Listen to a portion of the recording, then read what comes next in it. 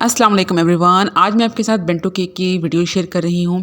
इसमें मैं आपको स्पंज बनाना भी सिखाऊंगी और साथ में स्पंज का कितना वज़न होना चाहिए, बेंटो केक का कितना वज़न होना चाहिए, ईच एंड एवरीथिंग बताऊंगी और उसकी प्राइसिंग का भी मैं बताऊंगी। ठीक है, तो वीडियो इंशाल्लाह आप सबके लिए बड़ी हेल्पफुल रहने वाली है, तो आप इन्हें इसको बिना स्किप किए देखना है और वीडियो पसंद आती है तो इसे लाइक शेयर सब्सक्राइब ज़रूर करिएगा। तो चलते हैं भाई इसके मेथड की तरफ। यहाँ पे मैं ले रही हूँ 1 अदद अंडा और पूरी कोशिश करें कि अंडा बड़े से बड़े साइज़ का हो ताकि स्पंज जो है वो अच्छा सा राइज़ हो, अच्छा सा फ्लफ़ी सा बने। ठीक है, और इसको मैंने फुल स्पीड पे विप कर रही हूँ, बीट कर रही हूँ। ठीक है, और यहाँ पे मैं आपको ये भी बताता हूँ कि आजकल बहुत ज़्यादा गर्मियाँ हैं, तो आपने अंडा जो है वो थोड़ी सी देर पहले निकाल के रखना है फ्रिज से। ज़्यादा देर आपने बाहर निकाल के नहीं रखना, क्योंकि गर्मी की वजह से अंडे जो हैं वो थोड़ा से पतले हो जाते हैं और उसको बीट करने में थोड़ा सा प्रॉब्लम आता है। तो आप लोगों ने अंडों का इस मौसम में बहुत ज़्यादा ख्याल रखना है कि अंडा जो है वो गर्म नहीं होना चाहिए। ठीक है, और इसको मैं फुल स्पीड पे ही बीट कर रही हूँ। और अब मैं इसमें ऐड कर दूँगी चीनी। ठीक है जी, ये आधे मिनट के लिए मैंने बीट की है और चीनी यहाँ पे मैंने लिया है, पिसी हुई चीनी ली है।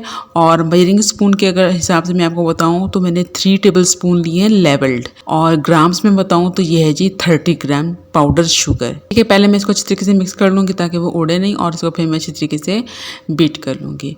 अच्छा जी, ये वीडियो उन सब के लिए बड़ी हेल्पफुल है जो बिगनर्स हैं और केक बनाने की प्रैक्टिस कर रही हैं, लेकिन उनको ये भी डर होता है कि अगर केक हमसे ख़राब हो गया तो बहुत ज़्यादा मटेरियल जो है वो वेस्ट हो जाएगा और पैसे ज़ाया होंगे। तो आप इसी तरीके से छोटे छोटे केक्स बना के उन पर प्रैक्टिस कर सकती हैं। और अगर आपके पास बेंटो केक के ऑर्डर्स आ रहे हैं तो ये तो रेसिपी और ये पूरा मेथड जो है वो आपके लिए बेहतरीन है, बिल्कुल बेस्ट है। ठीक है, इसको ज़रूर फॉलो करिएगा, इंशाल्लाह आपके बेंटो केक भी बड़े ज़बरदस्त से बनेंगे। और बेंटो केक का मतलब होता है एक छोटा सा लंच बॉक्स केक जिसका एक्चुअल वज़न होता है 250 से 300 ग्राम। ठीक है, यानी कि वो हाफ़ पाउंड होता है। अच्छा जी, यहाँ पे मैंने बातों बातों में चीनी को जो अच्छी तरीके से बीट कर ली और ये काफ़ी हद तक फ्लफ़ी हो गया है बैटर। और इसमें मैं ऐड करूँगी 1 टेबलस्पून से थोड़ा कम कुकिंग ऑयल। और कुकिंग ऑयल ऐड करना ज़रूरी है इसमें, क्योंकि हमने अंडे को बहुत ज़्यादा बीट किया है जिसकी वजह से उसकी ज़र्दी फट जाती है। और कुकिंग ऑयल ऐड करने का ये फ़ायदा होता है कि केक का टेक्सचर जो है वो बड़ा अच्छा आता है और स्पंज जो है वो बहुत ही मॉइस्ट सा बनता है। कुकिंग ऑयल के साथ मैंने डाल दिया था 2 से 3 ड्रॉप्स वनीला एसेंस, और उसको हल्का सा मैंने बीट किया है, ज़्यादा बीट नहीं करना। कुकिंग ऑयल जब हम कोई भी लिक्विड ऐड करते हैं तो वो एग बैटर को पतला कर देता है, इसलिए बस मैंने इसको 10 से 20 सेकंड के लिए, यानी कि बस इतना बीट किया है कि कुकिंग ऑयल मिक्स हो जाए। उसके बाद मैंने बीटर को हटा दिया है और अब यहाँ पे मैंने ऐड किया है मैदा भी मैंने 30 ग्राम लिया है, 30 टू 32 ग्राम्स इनफ होता है। और अगर मेजरिंग कप्स के हिसाब से मैं बताऊँ तो मैंने यहाँ पे लिया है 1/4 कप मैदा, और 1/4 टीस्पून के बराबर मैंने ऐड किया है इसमें बेकिंग पाउडर, और उसको मैंने छान लिया है और उसको मैंने हैंड विस्क की मदद से ही मिक्स किया है। और बोल पर जितना साइड पे बैटर लगा होता है मैंने स्पैचुला की मदद से इसको हटा के सारे बैटर के साथ फोल्ड कर लिया है। और ज़्यादा आपने मिक्सिंग नहीं करनी, आपने स्पैचुला ज़्यादा नहीं चलाना, क्योंकि इससे ये है स्पंज की जो शेप है वो अच्छी नहीं आती, वो डूम शेप हो जाता है और बैटर पतला हो जाता है। यहाँ पे मैंने 5 इंच राउंड पैन लिया है जिसमें मैंने बटर पेपर लगा के इसको ग्रीस कर लिया है। अगर आप लोग हाइटेड केक बनाना चाहते हैं तो आप लोग 4 इंच पैन भी ले सकती हैं। ठीक है, सारे बैटर को मैंने एक ही दफ़ा में ट्रांसफ़र कर लिया है, उसको अच्छी तरीके से टैप करूँगी और पहले से गर्म शुदा पतीले में ही मैं इसको बेक कर लूँगी। और ये बहुत जल्दी बेक होता है। ठीक है, आपने इस पर नज़र रखनी होती है। मेरा ये जो स्पंज है वो 17 मिनट के अंदर अंदर अच्छी तरीके से बेक हो गया था। फिर मैंने इसको रूम टेम्परेचर पे ठंडा किया है, फ़ैन के नीचे इसको ठंडा नहीं करना। अच्छी तरीके से ठंडा होने के बाद मैंने इसको थोड़ी देर फ्रिज में रख लिया ताकि ये मुकम्मल तौर पर ठंडा हो जाए। और यहाँ पे मैं दिखा रही हूँ कि मैं जो केक बोर्ड यूज़ कर रही हूँ उसका मैंने वज़न कर लिया है, 48 ग्राम है। और अब उसको मैंने टेयर कर दिया है। अब मैं स्पंज का वज़न करूँगी कि आपका स्पंज का वज़न कितना होना चाहिए। स्पंज जो है वो 105 ग्राम इसका वज़न आया है, इससे ज़्यादा भी हो सकता है, लेकिन कोशिश करें कि इतना ही हो, इससे कम ना हो, ठीक है, ताकि आपका परफेक्ट जो है बेंटो केक बन सके। और हमेशा की तरह जो भी इसके ऊपर टॉप लेयर होती है जो बिल्कुल बारीक सी होती है, कैरामलाइज्ड होती है, इसको मैं हाथ से ही रिमूव करती हूँ और इसके जितने भी क्रम्स होते हैं वो मैं कैरी में रख देती हूँ, परिंदे आके खा लेते हैं, ठीक है। और इस सरफेस को मैं ज़रूर हटाती हूँ क्योंकि अगर हम इसको मॉइस्ट कर लें तो वो केक में कच्चेपन का टेस्ट आता है। और ये स्पंज बहुत बहुत ज़्यादा सॉफ्ट बना था क्योंकि इसमें मैंने कुकिंग ऑयल ऐड किया था, तो इसलिए आपने इसके ज़रा एहतियात से काम करना है। और मैंने घर की नाइफ़ से ही बिल्कुल हल्के हाथ से इसकी कटिंग की है। स्पंज की मैंने सिर्फ 2 लेयर्स की हैं। अगर मैं 4 इंच में बेक करती तो फिर इसकी 3 लेयर्स निकल आती, फिर वो केक भी हाइटेड बनता। और यहाँ पे मैं आपको उसका टेक्सचर दिखा रही हूँ। इसका टेक्सचर बहुत ही सॉफ्ट था, बहुत ही मुलायम सा इसका टेक्सचर था। और मेरे अंगूठे को इग्नोर कीजिएगा, इस पे लगा हुआ है पिंक कलर, मिल्कीज़ का जो फूड कलर मैं यूज़ करती हूँ। मैंने फॉन्डेंट वर्क किया था और मैंने फॉन्डेंट वर्क की भी एक डिटेल्ड वीडियो बनाई है कि गर्मियों में आप फॉन्डेंट वर्क किस तरीके से कर सकते हैं। तो बस वो कलर मिक्सिंग के वक्त ही वो कलर इसके ऊपर पक्का लग गया था, तो फिर इसलिए मैंने आपको बताया, क्योंकि बहुत से लोग कहते हैं कि हाँ यार हाथ तो धो लो, गंदगी फंसी हुई है ये वो, तो इसलिए मैंने कहा थोड़ा आपको बता ही दूँ, ये सिर्फ कलर है। अच्छा जी, यहाँ पे मैंने इसको सोक किया है, मॉइस्ट किया है शुगर सिरप से ही, ठीक है। मैंने आधा कप पानी लिया है, और बल्कि आधा कप भी नहीं, इसमें 1/4 कप पानी इनफ होगा। और उसमें मैंने थोड़ी सी चीनी ऐड की है।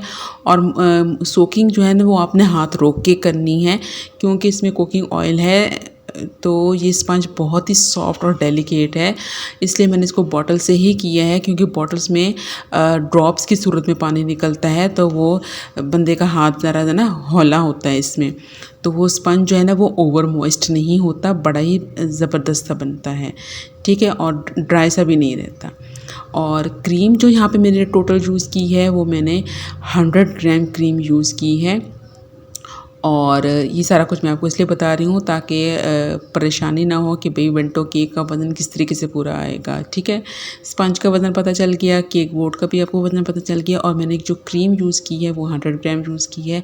लेकिन अगर आप लोग चॉकलेट फ्लेवर में बना रहे हैं या पाइनएप्पल फ्लेवर में बना रहे हैं या आप बटर स्कॉच फ्लेवर में बना रहे हैं, तो आप लोगों ने क्रीम थोड़ी सी कम यूज़ करनी है। मेरे पास था वनीला फ्लेवर, और वनीला फ्लेवर में मैं सिर्फ़ और सिर्फ चॉकलेट चिप्स ऐड करती हूँ। ज़ाहिर सी बात है वनीला फ्लेवर में तो और कोई फ्लेवर ऐड हो ही नहीं सकता, ठीक है, तो इसलिए मुझे थोड़ी सी क्रीम इसमें ज़्यादा यूज़ करनी पड़ती है।